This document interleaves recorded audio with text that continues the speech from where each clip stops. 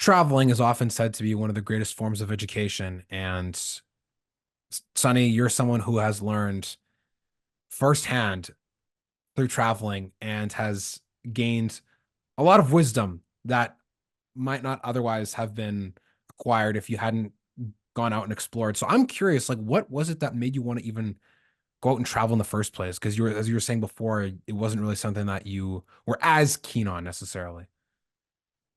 I think something that really pushed me was just going to India from grade 4 to 8, just experiencing that side of the world, and then coming back to Canada, and then just having that in my history. Whereas I just never had the privilege to go travel again, and then just reflecting on that, and I'm like, okay, India changed a lot. I've been looking at their GDP. Let's go explore. Let's go see how India is. So I went back, and it was mind blowing, even though I've been there before. It is way more technologically advanced. The hospitality was just next level from any part of India. I was like shocked. And then, yeah, just from there, it ignited that fire where I just want to broaden my perspective even more. And the world is too beautiful to not witness. Like, I've been to 31 countries now, and I think I want to get to that 50 plus mark in like the next 3 years for sure. And just because it's so rich, like in India itself, I was in Jammu and Kashmir. So I was in Kashmir. It's a area where it's it's been told that there's like it's very dangerous and things like that. Even all my family was messaging me when I told them I'm going to Kashmir, and they were like, "Oh, Sonny, be careful. It's dangerous. Don't go. Blah blah blah." So I ended up going there, and I was just talking to locals and just connecting with people, and they were like, "It's not dangerous in Srinagar. That's like the capital of Jammu and Kashmir. It's dangerous if you go to the border area." They're like, "I don't know why the media has like perpetuated this bias that it's dangerous because I felt fine. Like I didn't even get scammed there. People were super nice, hospitable, and yeah, so it was like it just stuff like that. So it's cool to see the myths being like dismantled by visiting the places. So like for instance, I'll give you another example, like China. In 2000, when I was in India in about like 2008, China and India were said to be at the same level, like in terms of technology, in terms of GDP and all that stuff.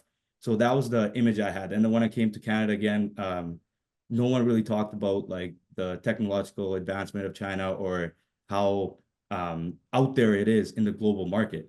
So then when I ended up actually going to China, man, it's wild, bro. Like it was so technologically advanced. I had a robot deliver me food in my hotel. That was already mind blowing. And I was just talking to my buddy about that, and he's like, "Bro, that's been there for over 7 years." And I'm like, "What the heck?" Beijing, the only and like it's just next level. Everything. They had lights on all the buildings till like 1 a.m. whenever I was out in Beijing. That just shows you how much wealth a city has. And then I actually ended up taking a bullet train from Beijing to Shanghai as well. And that's about, I think, 1,000 kilometers. And I did that journey in 3.5 hours.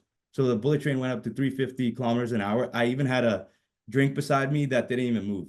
It's just the technological advancement is next level. And one thing I really appreciated about China in certain places was that they really take like what I noticed. I don't know how other people might perceive it different, but what I noticed was that as a foreigner, it was harder for me to navigate things than as a compared to a local. So if I had to take my passport everywhere, whereas local just had their ID and they just swipe and go. And taking your passport everywhere, with my trauma from Mount Fuji, climbing Mount Fuji, and getting my passport damaged, I was a little skeptical, but you just have to do it. So I really appreciated that. And I did not see any poverty as well in Shanghai and Beijing. And then even when I was in the bullet train and we were going through like villages as well, I noticed the villages being super developed. There were cities right beside the villages. So you see a village, the roads are like nicely made, and then right beside it, there's a big city. And then so it seemed to me that it was proper. And just a quick funny story, like interesting story. Yesterday, I was just playing basketball, and I was wearing my basketball jersey from China. And then one of my Chinese friends, he's just like, "Bro, where'd you get that jersey?" I was like, "From China." So then he's like, "Oh, you shipped it?" I'm like, "No, bro, I was in China." Then he got all shocked, and that's just a great common ground to like connect on. We talked for like 30 minutes just about China, and it's just so wild how deeply you can connect with someone just by visiting their place or wherever they were. Like different countries. So yeah, I want to get to that 50 plus mark, man, and broaden my horizon, broaden my perspective, learn other people's ways of being, doing, and knowing. And yeah, I'm gonna continue traveling. I know you And travel a lot. yeah, I mean, it's well, there's a handful of by the time this episode comes out, I'll be somewhere different in the world. And I think one of the great things that you mentioned was the common ground that's created when you show interest in a country that somebody calls home, or alternatively, in a language that is native to somebody.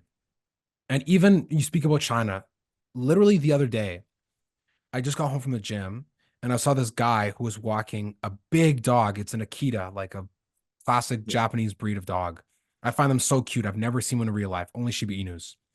And I asked him, "Oh, where'd you get this dog?" He said, "Oh, I was like luckily able to get it here, blah, blah, blah." We were chit chatting a bit. And he was saying, like, it's a Japanese dog, an Akita. I'm like, "Oh, I've seen them before on Instagram, but never in real life." And I asked him, like, "Are you from Japan yourself?" He said, "No, I'm from China." And I was saying to him, "Oh, I've been curious in going to China. I think it's just such an underrated place to go." Again, obviously, it's like the third biggest country in the world, like billion people speak Mandarin, all this stuff. But there's this different perception in the West of like China. People hear of China and they just think, well, what does the news tell me? Or what does the news talk about with China and whatever? But how many people have you met who have actually gone and traveled there as tourists to explore the geography, the language, the culture, the food? And I was saying to him, I was like, I've seen, so many things online about like whether it's in southwestern China, like the place where they have like the Avatar Mountains, or whether it's going to Shenzhen or Guangzhou, or if you go to Beijing or Shenyang or any of these places. I was talking about like this place would be cool to see, that place. And he was just so amazed that like I had a lot of enthusiasm just talking about like the idea of going there. Like I haven't even been yet, but like we were able to sit there and talk for like 20, 30 minutes just because I saw his dog and was like, "Oh, your dog's really cute." And then the conversation led to that. And I think when you share these stories of like um what breaks down the barriers of like of just like, awkwardness or not really being willing to speak to somebody, when you see that you have something in common with them, immediately you're it's amazing how hospitable people are across the world when you're like, "Oh, I learned a few words," or "I'm genuinely interested." Immediately, boom, like red carpet, take this, eat that. Like it's so heartwarming, I, bro. And India, I'm sure, is like they fight their hardest to be number one at that in the world. yeah. It really enriches your being, man. And speaking of this, India, I want to take you to India one day. Me, you, and Anke, we got to run India because I'm not you going can. there unless it's with you guys. Just to let you know. Yeah, I agree. I agree. You need to have a local with you or someone that's been there before, just because it's too much. It's quite overwhelming if you haven't been there before. And speaking of China as well, like just being able to go to the Great Wall of China, it was crazy, man. Like because whenever I saw movies back in the day, I always saw Great Wall of China in a lot of movies, right? With the trailers and stuff. And then just being there in person and witnessing that truly great Wall of China. It was just unreal, man. And then the history behind it was unreal. Seeing Summer Palace, where an emperor literally created a whole area um on the corner of Beijing just so he can like live like a local. So they have shops there. It's unreal. Think about that. Like just a person that just wanted to create a place just so they can um you know live like a local. So it was unreal just witnessing the history. I feel like with Beijing, I loved one thing about it was it really preserved its history. So and culture. So along with like the modern Western, like the buildings and the like all the skyscrapers and everything, they still have a lot of history in like the middle of Beijing everywhere. So Beijing's a really big city. So if you want to go there, let me know and I'll break it down to you where to go and stuff like that. Yeah, man. It's I think this idea of like hospitality around the world is like when you just genuine care comes out so clearly when you really get to know another country. Like I can't say that I've ever met someone who, when they go to a country, like if you got to like know a local or go to a place where the average person lives, almost everyone around the world, like, they're so kind, they're so generous. They oftentimes usually have a lot less than you and are willing to give more than we may ever be willing to give. And I think it speaks to how much positivity there is around the world that we oftentimes miss out on or aren't able to see or get highlighted. And again, like of course, stereotypes, are something that can plague people's perceptions of cities and countries and languages and groups of people. But like, man, I've seen nothing but a lot of great videos of people who have traveled to like South Asia or East Asia, especially Pakistan. That's one place. Again, how many people like, yeah, India, like there's so I many, like India's such a deep history, but like, Pakistan be like, oh, it's poor, it's this, it's that. Oh my God. Blah, blah, blah. It's like, but I've seen like tourists go there and they're like, yo, like this place is actually like not as bad as you think it is. No, I agree. I just to piggyback on that, during this trip, I had planned to go to Pakistan, but then I just didn't have time because I had to come back and propose. I had to set all that up. I had a week to get that going. So because of that, I was unfortunately not able to witness Pakistan, but I really wanted to go because a good friend of mine lived there. And on top of that, like I've only heard really, really good things about the hospitality there. Even like so like a lot of my friends even said they're more hospitable in Pakistan than even India in certain areas. So I was like really excited for that. And the food I heard in Pakistan is just next level. So and the common ground is like I can speak Hindi and Punjabi, so I'll be able to connect with a lot of people. So it's wild. I agree with that. Like those stereotypes, those myths that exist out there. I feel like you really need to like go to the place, experience it. And if you've had a bad experience, that can happen anywhere.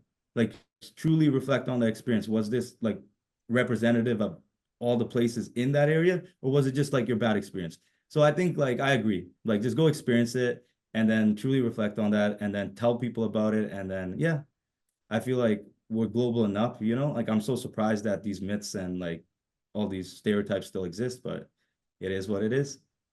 What would you say are the top three countries you've been to in no particular order? And then on top of that, what are the top three that you are the most excited to go to next when you hit the road?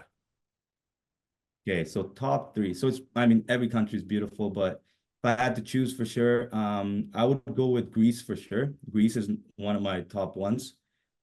Just because like they have like I think it was like I think the Uber driver was telling me it was like 1,500 islands. I searched it up. I think it's like 3,000 islands. They have like 3,000 islands, bro. And like I only witnessed Santorini and Mykonos. So and Athens is just beautiful. Like I wish I had more time there because of the history. Western civilization kind of philosophy kind of started there with Socrates. We got Aristotle and all that stuff. So it was really cool. So Greece for sure is one of my top three. I would say. Man, honestly, I would even say China. China's up there because I want to go back for sure. I want to witness Hangzhou. I want to witness Shenzhen, and a couple other places for sure. And I have a lot of Chinese friends in Winnipeg and Canada in general, and now in Beijing too. So I really want to go back and really see that again. And third, man, let's see, in North America, Europe, and then we went into Asia. Um, ooh, that's tough, man. That's tough. Okay, I'll give you a couple then. Let's go India because I still have to discover a lot of places in India, Of course. especially South India. And then I'm gonna put Japan in there as well because I've only been to Osaka and Tokyo, so I want to see Kyoto and stuff as well. And okay, and I'll go for those four for now. And then it's obviously gonna change, bro. Like, it just there's gonna be and then for three that I want to go to, Peru for sure. So I'm gonna lean towards South America. I want to go Peru, get Machu Picchu in there with the seven wonders of the world. I want to go to Brazil for sure as well. Have you been to Brazil? Four times. You've been to Yeah. Brazil 4 times? Yeah. I've been to Brazil four And times. what are your thoughts? Give me it. Okay. Well, first time I can't speak on because it was 97. So I was one. Um, I would say the experience I had in Brazil, this in 2023 summer was unlike any experience that I had previously, the previous two, because the previous two was at my great grandma's house. We got to go and do cool things. In 2013, we got to go to two soccer games and spend time in Brasilia, which was awesome. But being able to speak the language, bro, it's second to none. Literally second to none. If you can Yeah. communicate in a country, especially one in which there's very few English speakers, my God, your experience is so different. Because, Yeah, 100%. yeah, like, yes, India has like literally the most populated country in the world, and China too. And I think people would probably be more shocked to meet foreigners or English speakers in more places in China than India. Like, of course, in Beijing and Shanghai, like, Shenzhen, like, there's going to be a lot of foreigners. But in India, like, a lot of people there will speak English. But in Brazil, like, 1 in 10 people speak English. And that's in Rio. That's in Sao Paulo. Like, those are the biggest cities. It's not like you're in the countryside where there's nobody. So being able to speak Portuguese made a massive difference. It allowed us to connect more authentically with people. We were able to explore on our own. Again, so dangerous, so dangerous. Just use common sense that you would use back home. It's just Yeah. the It's so population interesting. distribution makes Oh, it go seem more dangerous, but like 10x Canada's population, I'm sure people would start calling it one of the most dangerous countries in the world. Like, on. It's you wild, know? bro. Yeah. So I would say, yeah, I would say on food in Brazil, really good. Of course, beach vibes, you already know what that's like. I would also say that people there are super friendly. Every time I heard someone speak, it just felt like getting a warm hug. That's literally what it felt like every single time. I just couldn't get enough of hearing people speak because of feeling like growing up as a kid, I lacked that sense of community and identity.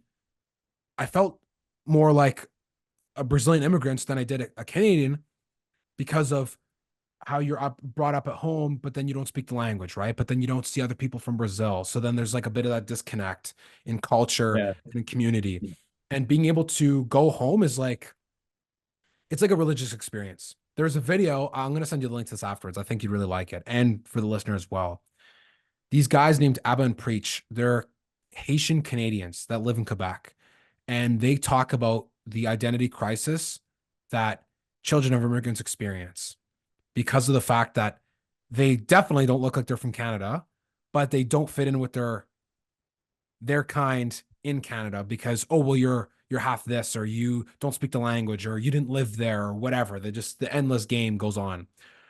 And then they talk about, and the video shifts to like when you go back home, everything changes. You go back there and people, they're so excited to see you. They're so excited you're trying to learn the language. They're so excited that you can speak. They're so excited that you're there. Like everything, just the real authentic feel of the culture comes alive when you actually go home. And I think that's just one of the amazing things about when you talk about experiences of going to India. Is like, yeah, but you live there and you know the language like inside out. But like when you're there, it's so different than when you're with Indian people here. It's just not comparable. Yeah, when I was in India, because like, in Delhi especially, they can just tell you're a foreigner. And then the fact that I was just able to speak Hindi and Punjabi, it was just next level, man. Everyone was always shocked. And it was just so cool seeing their reactions, their genuine reactions. And then just connecting on it even more after that, it was just unreal. And yeah, I agree. I completely agree with you. People like open up way more when you can speak their language or understand their culture a little bit. Like it's just unreal. Common ground is just you can't, it's like levels to it, right? And like you can't surpass that level if you don't speak the language or know the culture a little bit. And yeah, in India, I felt like I surpassed that level all the time, just being able to connect with people, talking on the street for like hours. It's just unreal, unreal. Even I actually ended up seeing Ankit there as well because he was in India for a week too. So that was cool. We ended up seeing his hometown, Delhi, and he showed me around a little bit as well. So it was just so fun, man. And What then was we it got we like? What was it like taking on Dilly as two foreigners that know the culture and the language well? it was it was eventful. It was very eventful. It's kind of like it's too fun, man. Like when you're in Delhi, like you're you're never gonna get bored. We were out at like 12 a.m. and we're just walking on the street and it's still crowded everywhere. Everyone's and like there's events happening everywhere. Cops are here with some people messing around, like doing something, and then some people are just selling some goodies over here. Then we got like ice cream shops. We got everything. Like it was just so eventful. So I would just go. Me and Anke, like we were just walking around, and I remember we went into this one shop to get ice cream, and the guy was like so nice. We got ice cream, and after that, I'm like, hey man, like I spoke in Hindi. I'm like, hey, is it cool if you can subscribe to my YouTube channel? He's like, 100%, man. He's like, I've seen you somewhere. I think he's just capping. I think they sometimes just say that. And then he ended up subscribing to my YouTube channel, and he's like, I 100% like all my friends and family. I'll make sure they subscribe as well. It's just like so wholesome. You know what I mean?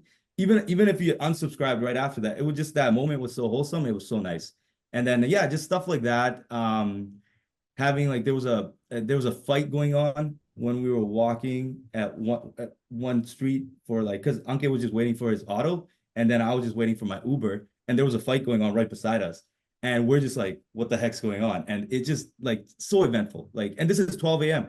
This is not during the day. The day is worse. Like, I know Anke can tell you about that. There's like you'll have every day you'll have like five events. You're just like memorable for life. Like it's crazy. It's just too eventful, man. That's what I want. That's the best way I can put it. Now, I'm curious to know what is the country that you've been to that has the craziest drivers? Because it sounds like every person who drives outside of Canada is crazy, but Okay, there has to be one to take the throne. let's go. I would say India for sure, from what I have so far. Delhi's the drivers are nuts. First of all, like you feel like you're gonna die every time. But at least it's plain. Like the roads are plain, everything's plain. The scary part was when I was in Kashmir and we were going to Sonumarg, so this mountainous area that's like a tourist place. That's where I saw the sketchiest driving, man. Like my Uber driver was cutting people on like corners of mountains, and like, bro, I'm not even kidding. Like it was just a next level. I told my like I ended up meeting a guy there that was in the Air Force, and he got us through like some next level like shortcuts just because he showed his card everywhere. And I remember that like I told that guy, I was like, bro, like if you can drive, why don't you just drive? Because like this is so sketchy. He's like, bro, don't worry, like he's driving way better than I would have. So it was like that was I would say that was the scariest because it's on a mountain and he's literally just crossing everyone, going in front of them. And at a corner of mountains, he's still trying to like cut people, and there's cars coming from the other side, and he'd stop and then just wait and just kind of like go to the side. And none of the cars are automatic there; they're like with gears. Manual, yeah. So it's yeah, so it's manual. Like it's just unreal how he was like navigating. And he told us he's gonna get us there in 2 hours, and he got us there in 2 hours. And like if it, my buddy was like, if it was me, this would have taken us 4 hours for sure. I'm like, yeah, I'd rather have that safety than do the 2 hour thing. But I mean, it's experience at least. Yeah, I'm a little bit more careful now. So, but yeah, it was crazy, man. I would say Kashmir, in the mountain areas for sure. If you're with the locals there, you're it's going crazy. Yeah, man. I think that's one of the most fun, like, there's this theme of like having an authentic experience. Like, there's one thing to get the taste of home somewhere else, but it's another to be there with when you're driving, when you're witnessing things on the street, when you're going to someone's house. I think one of the things that Ankit told me when he was in India is like, bro, like if we all went together, Yeah, he's like, you would not be allowed to leave someone's house until you felt like you want to explode. Like people there are like, I refuse. Like, listen, no problem, bro. I got you. Whatever you want to eat, whatever. Like you are there. Like they want to just fill you with the most authentic Indian experience when you go to somebody else's house there. love, right?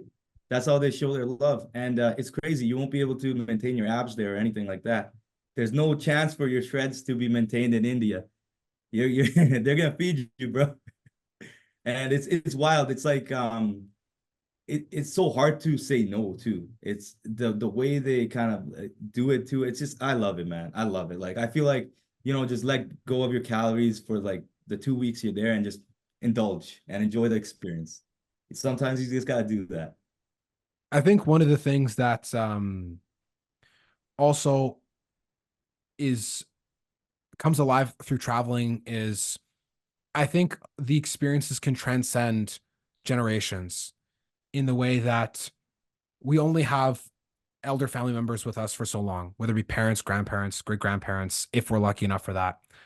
But in my experience, and I'm curious to know about yours, there's something that to me, traveling to homelands does to your soul. And I think it's a very healing experience when you, even if you've lost loved ones, that being there makes you feel like they're always a part of you. Can you talk Yeah, a little bit about what the experience of 100%. going back home has been like for you in terms of transcending familial generations and being feeling close to your family through thick and thin? So I'll talk about two people that were the like most important people in my life. So my father passed away in 2015, and then my grandmother just passed away in 2023. And just speaking of that, like you just said, the transcendence and like being able to connect with your ancestors through like the lands that they were a part of.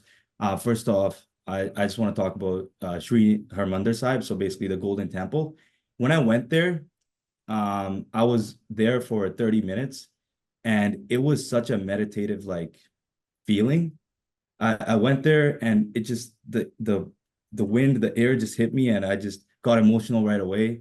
I started crying. I went through all the motions that you do to pay your respects there.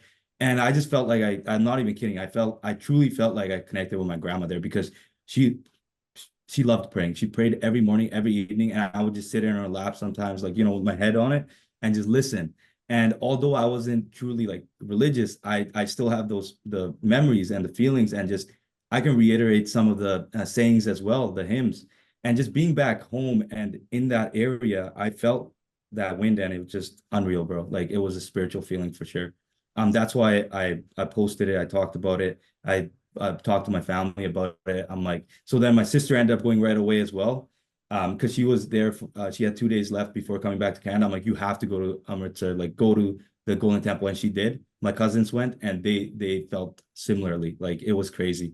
And the second thing was with my father. So when I went to our village, so I went to our ancestral land, and same feeling, man. I just like my uncle was just showing me the land and stuff, and then I just sat there. I just sat on one of the curbs. I just sat there for like, I'd say 45 minutes and just took it all in. The air, the feeling of this being ours for generations, and the blessing that my grandfather is still alive and this is his.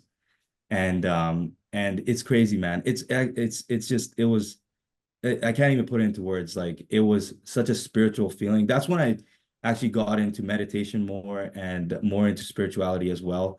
And it like with grieving, you'll never get over it, but you can handle your symptoms a little bit better. Over time. Just work on like you can like it's never like if you like if someone that important just passes away, it's so hard to like kind of you like you can't get over it. Like for instance, like I'll give you an example. Like I was whenever I make bread in the morning, so my grandma used to make peanut butter sandwiches for me in the morning. Even though I told her not to, she just does it. That's just how she shows love. And just whenever I make it now, I always like feel that. Like I always get sad, but as over time, I just get better at handling that, and just think about the positive memories and everything we had. So yeah, like I agree with the healing part. It does heal your spirit a little bit for sure. The wounds for sure. It like going out there, going to the lands, like for sure. I know you had a similar experience as well, like being able to connect your loved ones after like 20 years on FaceTime or something. Yeah. So my Yeah.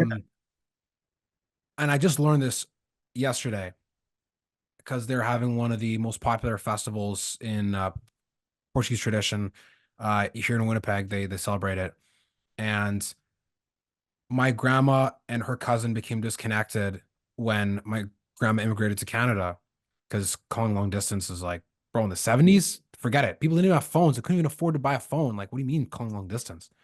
Yeah. So they didn't talk or weren't connected from 1973 until sometime in the late 90s, early 2000s, when one of my grandma's friends from the village went to visit family in Rhode Island where her cousin had moved and said, yo, I hear that you have Senora Adelina's daughter. She's in your town. Is this true? Gave her the information, called my grandma, and boom, they reconnected. I How many 70 learned years? the year they reconnected was 1996, the year Oh my goodness. that we were born. Wow. And I learned that Wow. yesterday, as we speak in real time. Yesterday on May 24th, I learned that the year they reconnected was in 1996. And I was like, yo, it just like the universe will scream at you. Yeah. Sometimes you just have to like just open your ears a little bit to listen. And we talk about spiritual experiences. Just to me, when I went there, I went to the house and just standing there, I'm like, I am about to conquer 50 years of history right here, right now. And when I walked around the corner to the back, and when I saw her and when she looked at me, she paused almost as if she didn't know if I was a real person.